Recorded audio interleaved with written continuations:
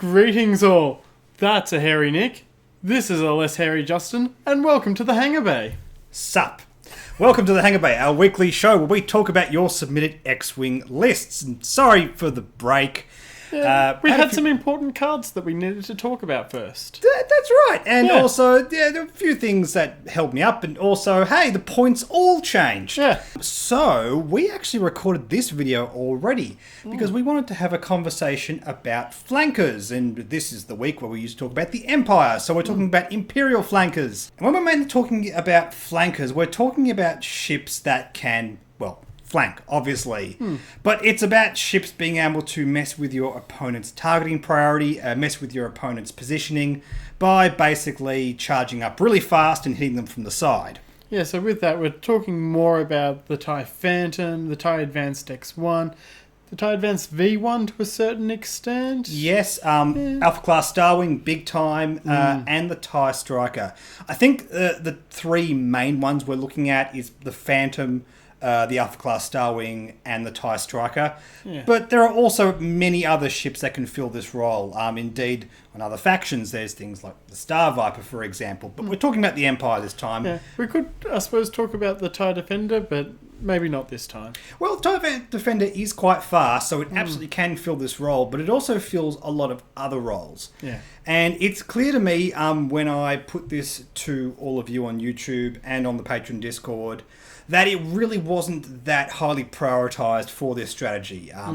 Things like the Alpha Class Starwing just do this so well. So when we're talking about TIE Defenders, being a bit more of an all-round thing, I think there are other videos where we can focus on that, basically. Yeah.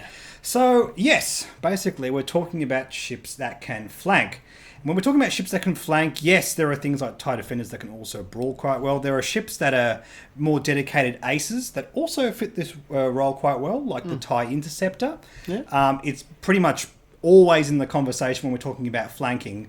But remember, while all aces are good flankers, not all flankers are good aces. So we're not going to focus on that so much, although I believe there is a Sunterfell list in here, which we'll talk about in a tick. If you would like to submit a list for us to have a look at in one of these Hangar Bay episodes, simply copy all of the text, including all pilots and upgrades, into a comment down below in one of our YouTube videos. Please also be sure to include a link to that squad within your favourite squad builder.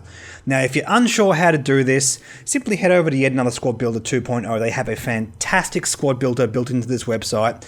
You have drop-down menus that can help you find all the upgrades and everything that's legal for the ships that you want to build with, as well as a simple text viewer that you can use to copy out all the text. And if you're part of the Patreon Discord, put all of this into the relevant list submission channel on that. Every week here, we are sure to include one patron list, so if you're part of the Patreon Discord, it means you have a much higher chance of being featured in one of these videos. So with the first list, this is by Dashar, and it is called Dark Side of the Flank. And it has Darth Vader, Whisper, and a seventh sister. That's right. Vader's got brilliant evasion, fire control system, and afterburners. Whisper has Duke, passive sensors, and fifth brother.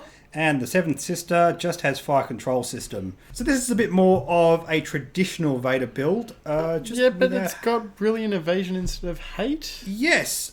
Hate did go up in points on some ships, but not on Vader. No, so all small ships are keeping it at 3 points, and the large ships have gone up to 9. So that's Maul and Dooku.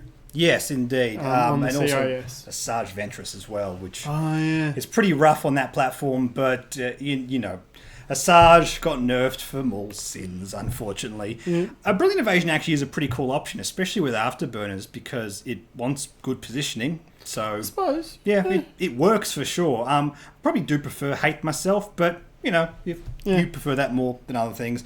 Look, it's a completely different realm of design in terms of being evasive or being aggressive and tanky like hate wants to do. So yeah, that's cool. But yeah, fire control system and afterburners. There are two new very spicy options that Vader can take. Yes, the angled deflectors. Yeah, and passive sensors as well as fire control system. And you could do both of those if you really wanted to. Look, I've spoken about this ad nauseum already. I think they're both interesting options. My gut just says afterburners and fire control systems probably the safer bet. Yeah. Although not strictly, not always. Angled deflectors. It just or it Sometimes. sometimes. One time when you save like 5 damage. Oh no! If you're coming up against a vulture swarm, you go yes. Yeah. But no, not if like you're in a mirror match. That's terrible. Actually, if you're in a mirror match. Yeah. Look, at the end of the day, Afterburners doesn't cost you a shield, and it's always relevant. I think that's the key thing when looking at these upgrades. Same with fire control system. Passive sensors is very powerful if you have opposing initiative 6s and they fly after you, only in that very specific situation, or like null, I suppose. But that's great because they can fly after Vader, and then you can use the action during the engagement phase and then take more action with Vader's built-in ability. Fire control system always works, and that's why I constantly, I don't know, am I just being...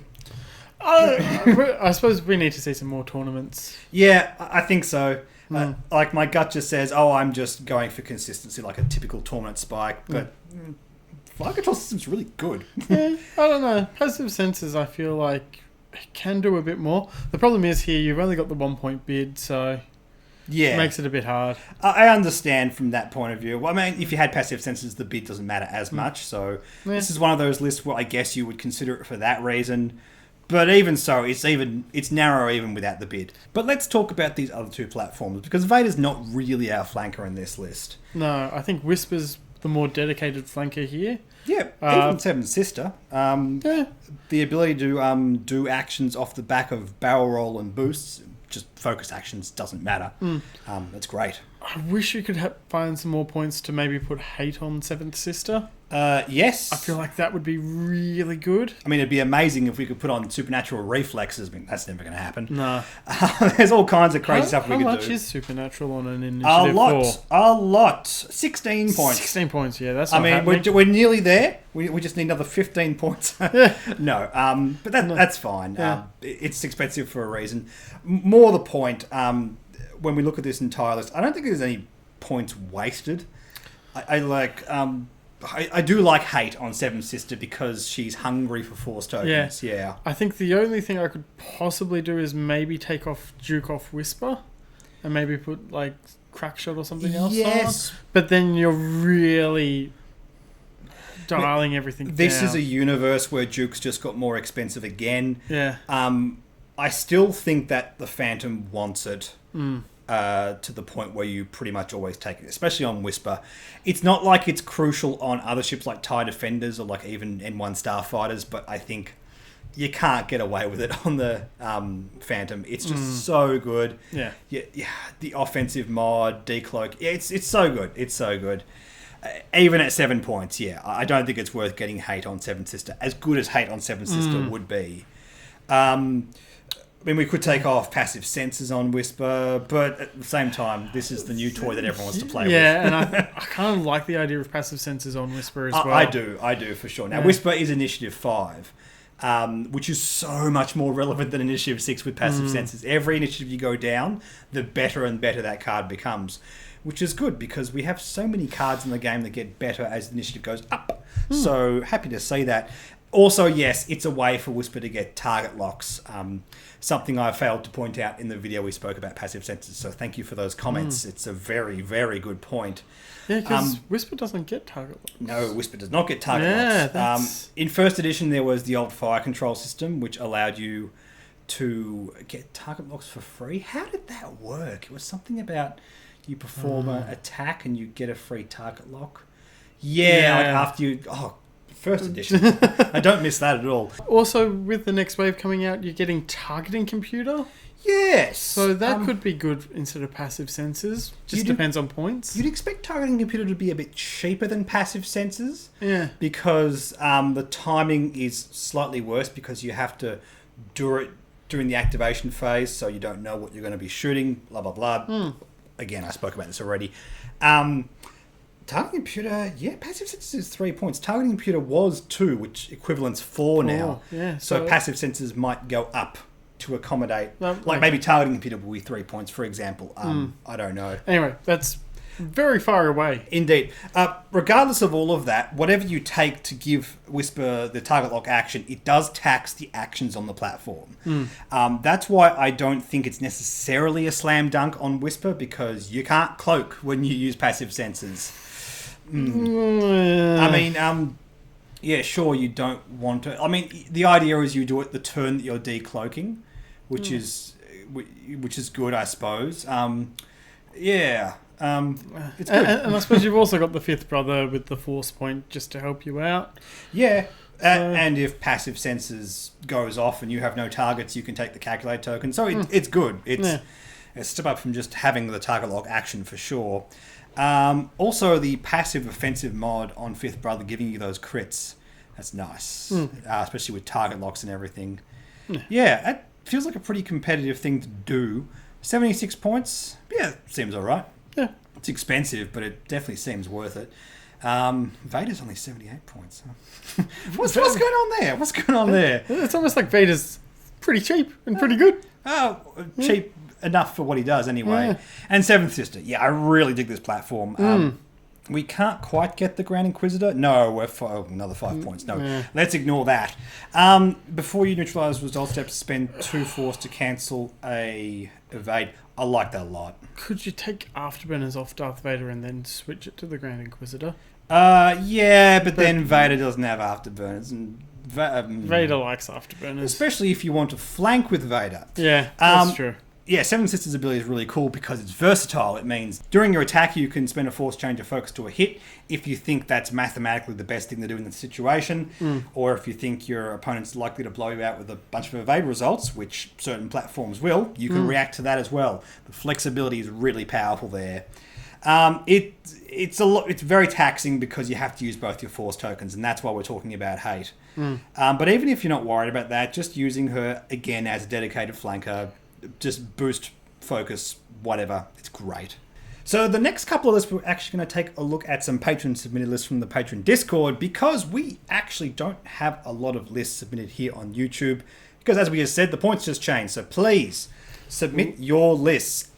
Right now. That's right here. And in the middle of this video, because I want to make sure people watch up to a certain point so the algorithm looks good, I will announce that we are going to talk about the Separatists next week with the Vulture Droids. So if you guys want to submit lists based on those, they're fresh out of the oven with a new reduced points cost. So please, down in the comment section below, you know the drill, all the upgrades, pilots, and the link to that squad within your favourite squad builder. This list is by Coda, and it includes Vader, Major Vinder, and Echo. Yes, now Vader has hate, afterburners, and passive sensors. Major Vinder has OS1 Arsenal loadout, advanced slam, fire control system, advanced proton torpedo, and plasma torpedo. And Echo has passive sensors and outmaneuver. Indeed. So, I like Vinder. Indeed, a lot of flanking potential. Again, let's not have another long conversation about Vader. Hate, afterburners, passive sensors. Just copy and paste the last conversation. Let's talk about Vinder and Echo. Major Vinder with advanced proton torpedoes and plasma torpedoes due to the OS1 Arsenal loadout. Yeah. That feels good. Yeah, it's pretty good. Slam. Well, the version of Vinder that was flying around just before this last points change ran advanced proton and proton torpedoes, which has gone up in points. In fact, Vinder and proton torpedoes have gone up in points, so you have to be a bit creative here. I think plasma torpedoes works well there. Yeah, absolutely. I think it's fine. If you really wanted to, you could put on some missiles instead, but I think plasma's better. Yeah, I agree. Yeah, Vinder comes in at a total of 61 points. That feels very, very competitive. It's not like you want to not fire off those torpedoes, but I think as long as you get a couple of shots out, it seems decent. Yeah. I haven't had the pleasure of flying against this one yet, but I hear it's quite good. I've got to try and fly it at some stage. You do. I've got one. I just never flew it. Yep, we'll do it soon for sure. Yeah, OS1 Arsenal at Advanced Slam is this really awesome alpha striking platform, but it's also very good for flanking. Yeah. The amount of reach you get with that is ridiculous. So if you do fly Major Vinder off to one side of the board, you can charge in quite aggressively. Even if you're not attacking the same time you slam, you are using that slam to get a whole lot of distance. Yeah, you can close quite quickly. If you do like a 3 hard turn and then a 3 straight with the slam, you've taken a huge gap. Indeed. Now, there is also a conversation to be had, and I had a couple of lists submitted with Advanced Slam and Passive Senses, and it's important to note those cards actually don't work together, but it still is interesting because it adds versatility. Basically, Passive Senses say you can only do this action during your take action step. Advanced Slam gives you a separate window to do an action, so you can't slam and then use Passive Senses. Okay, so... But if you have Slam and Passive Senses, you can do one or the other, which honestly is still not bad. It's not bad, but I'd rather have Fire Control System, I think. Yeah, I don't know, actually. I don't know. It's interesting. See, it's the opposite of what we were doing with Vader. You liked... Oh yeah, like you like Fire Control on that. These new cards are so that's why I had to make entire videos on them. Yeah. Yeah, for sure. With Passive Senses, I like that you can move like a distance of 3, then 3, lock and fire, or move 1. Passive Senses, lock during the engagement and then fire. You have such a huge margin to use those torpedoes, and I like it. Yeah, that is pretty good. But yeah, Fire Control System is just good always, and as long as you control that spacing, you're going to get value out of it. I understand it's always good. Yeah, always good. Always good is always good. Also, we have Echo here, and when we compare it to the typical Whisper build, you can see this is quite stripped back. Yeah, we've had to make allowances to fit Major Vinder on this list, so that makes sense.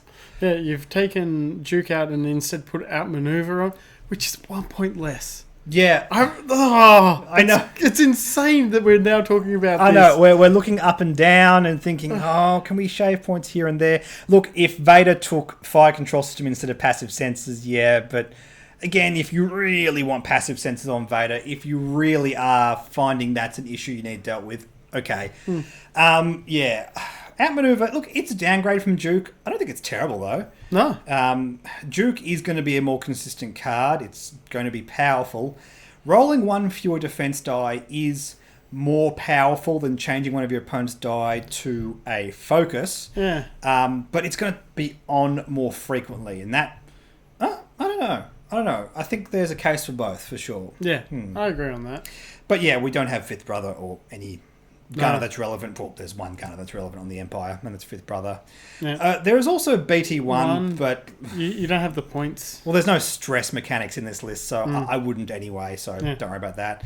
Look, at the end of the day, Echo is a really cool pilot, and we're talking about flanking in particular. We had to bring up Echo because it's a good point saving on Whisper, and the ability to come out of a cloak on a curve and then do... turns or banks or whatever, you can turn this thing on a dime. It's really, really handy. You can literally be broadsiding your opponent's ship, decloak like this and turn directly into them and just be super aggressive, or do the opposite thing and then do a large... There's imagine versatility. Diagrams in front of the screen. Echo is 6 points less than Whisper, and that's not small. That's actually really good. That's the entire cost of Outmaneuver. I wouldn't just take Whisper with Passive Senses. I think Echo Outmaneuver is better than that in general. But yeah, cool. Look, there's a few things that could be tweaked here, but I dig it a lot, Coda. On the Patreon Discord. Let us know how it goes. Yeah. Please. And we have one more patron submitted list. This one's by Admiral Ackbar 47. How you going, mate? It's definitely a trap with Jendon, a couple of new squadron pilots, and Duchess. Yeah, now Jendon has Fire Control System and Director Krennic. Ah, yes, we stand here in the presence of my greatness. Both the new squadron pilots has Fire Control System, Proton Torpedoes, Advanced Slam, and the OS1 Arsenal loadout. And Duchess has Lone Wolf. The Duchess can just take Lone Wolf. That's fine by me. I like putting bombs on my strikers, but you got no points here. I mean, you can save points by changing those proton torpedoes down to plasmas, and I think there is a conversation around doing that. Yeah, if you take the proton torpedoes off, switch them to plasmas, Sure. use that extra point, you can then put on Fifth Brother on the Duchess, and that... It's not bad. Yeah, an extra force point to use. It's a good ability to have on a flanker, that's for sure. And Duchess, being able to switch the ailerons on and off, having a lot of finite control over that very explosive speed. Yeah, Duchess is really cool. Also, I do want to talk about proton versus plasma, especially on the very low initiative pilots. I think being cautious is always a strong move. Stripping back those points. And as I said in the video on plasma torpedoes, they're not strictly worse than proton torpedoes. They're probably just most of the time a little bit worse. The reason for that is if you're firing against shielded ships with like 1 or no agility, you actually want plasma torpedoes more than proton torpedoes. They actually will consistently do more damage. And for that reason, it's also an issue with points. Low initiative ships are in general much easier to fight against. So by stacking points on them, you are basically enticing your opponent to blow them up. Yeah. And if you don't get your proton torpedoes off, then you're feeling pretty bad. Also, because plasma torpedoes cost less, it feels less worse when you don't fire them off. There's a lot of different factors. It's about balance. If you lose one of your new squadrons, that's a quarter of your list gone just there. That's right. To then say, oh, it's a bit less than a quarter. You can tell yourself in your mind that that's a better... Yeah, I suppose so.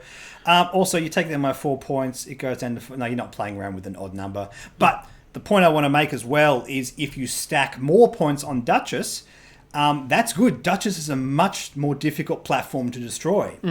Bringing Duchess up to 56 points, especially considering you're bringing the new squadrons down to 46 points, you're making Duchess more tantalising, but Duchess is also a much harder target to hit, especially if you want to joust with those torpedoes. I also just remembered, Krennic gives you the optimised prototype. Yes, indeed. What does that do again? Oh, all kinds of wonderful things. While you perform a forward arc primary attack against a ship locked by a friendly ship with directed Krennic, that's a mouthful, upgrade, you may spend a paint result. If you do, the defender loses 1 shield, or the defender flips one of his damage cards face down, face up, which is always relevant, which is really good. And I think Duchess is probably the one you put that on. It doesn't work with proton torpedoes or plasma torpedoes or whatever. From that point of view, I guess there's a little bit more value with proton torpedoes if it's just going to do more hull damage. But plasma torpedoes, because the shield goes off first. So we're talking about very narrow situations. What I'm saying is plasma torpedoes is 4 points less, and it doesn't feel 4 points worse. It feels pretty close in terms of power level. That's why we keep bringing this up. Just in terms of this platform, in terms of what it wants to do, I honestly think plasma torpedoes is worth looking at if you want to invest the points elsewhere. And we've got things like Fifth Brother to look at on Duchess. So Colonel Jenden's ability with the target lock ability then means that Director Krennic's already going to be ready to fire. You'll get that target lock at the start of the game, which is fantastic. That feels good. Friendly ships? Nope, not other friendly ships. It works on Colonel Jenden as well. So it's not going to be difficult. It's clear to me that this is designed to have that shuttle fight, which I quite like. Which it can do. Oh, that 2 red dice in the rear. It does so much now. It's so good. So happy. You didn't play with it much in first edition, did you? No, I didn't. Oh, it's terrible. It's like a turtle on its back when something gets behind it. It was the worst. Not that problem anymore. Indeed. And also, I like the fact that we're using Alpha Class Star Wings, we're using the TIE Striker, and either of them can fill that flanking role. You could joust with your Alpha Class Star Wings. Probably don't want to joust with Duchess. Not so much. But you could if you wanted to. It's still decent. It's got rerolls with Lone Wolf. I mean, Lone Wolf and Duchess says you want to go off flanking with it. But because of the explosive speed with Advanced Slam on the new Squadron pilots, there's a bit of versatility here, and that feels like a good proactive game plan. And just a lot of really good guns on the table. I actually really like this list. I might try this out. Indeed, Admiral Ackbar 47. That looks really, really cool. If you've had a go at it, please let us know on the Patreon Discord. Unless you already have and I missed it, in which case I apologise. And if you'd like to be part of the Patreon Discord, please consider looking at that. All the details are down in the description. Apart from that, if you'd like to submit a list here on YouTube, again, down in the comment section below. In the meantime, do not forget to like and subscribe. Like us on Facebook, follow us on Twitter and Reddit, and yes. And above all else, please consider supporting the Patreon. Probably the best thing right now in terms of supporting this channel. If you've ever heard other content creators talk about like ad revenue and stuff, Patreon is really what's supporting. I'll just give you guys a peek behind the curtain. It's roughly tenfold of the YouTube ad revenue. Yeah, Just crazy. and we don't even have 100 patrons yet. So just letting you know, it is a pretty big deal. I don't yap on about it for no reason at all. Yep, and that's it. We'll catch you in the next video. Bye.